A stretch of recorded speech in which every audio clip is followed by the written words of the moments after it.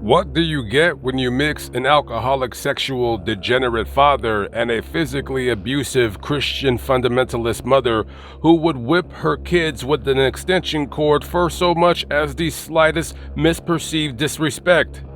You get Mark Wesson, a child born from a diseased household whose favorite game as a child was to play preacher.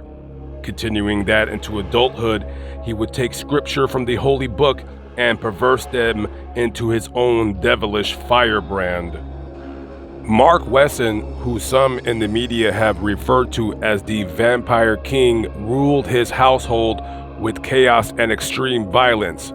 Preaching a disturbing and twisted version of Christianity, he claimed he was a prophet, that Jesus was a vampire, and his family would only go to heaven if they would listen to him and do as he says, because he would be their only path to salvation.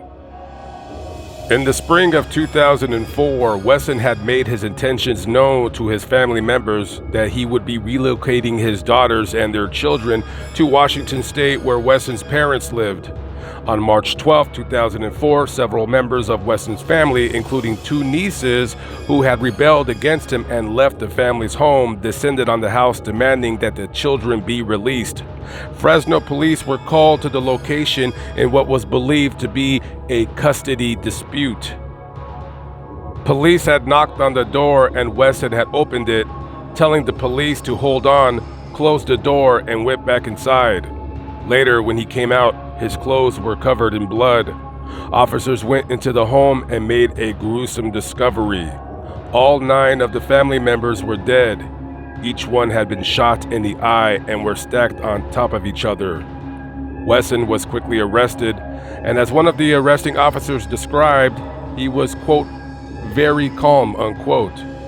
Wesson was charged with 9 counts of first-degree murder.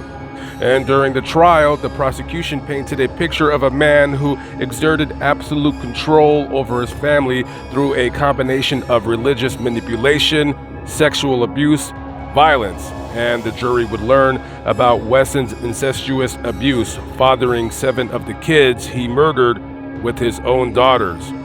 In 2005, he was found guilty of the murders and sentenced to death. He currently resides on San Quentin's death row.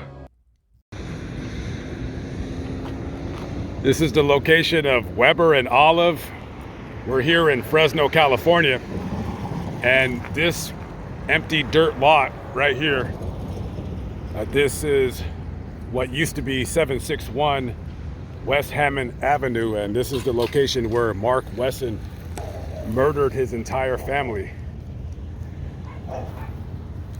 Now, I want to say about 7 or 8 years ago, they knocked down the entire home because they're building some kind of a high-speed rail project that's going to be running from, I want to say, Los Angeles to San Francisco. Now, this thing has been talked about for years and years and years, and it's just one of those money-wasting construction projects that who knows how many years. I don't even know if they're still even really building it right now, to tell you the truth. I do see, of course, construction cones and stuff like that, but that doesn't mean anything.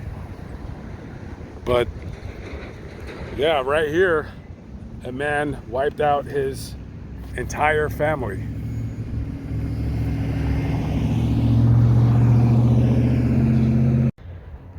Mark Wesson's family doesn't have a grave. They were all cremated, and the ashes, I believe, are being kept with the family. When I came out here about 3 or 4 years ago, I did go to the cemetery where their services were held, but I didn't see any kind of a grave. And then after doing a little bit more looking into things, then it just said that they were cremated. So. All right, guys, I'm out of here, hit the road. See you in the next video. Peace out.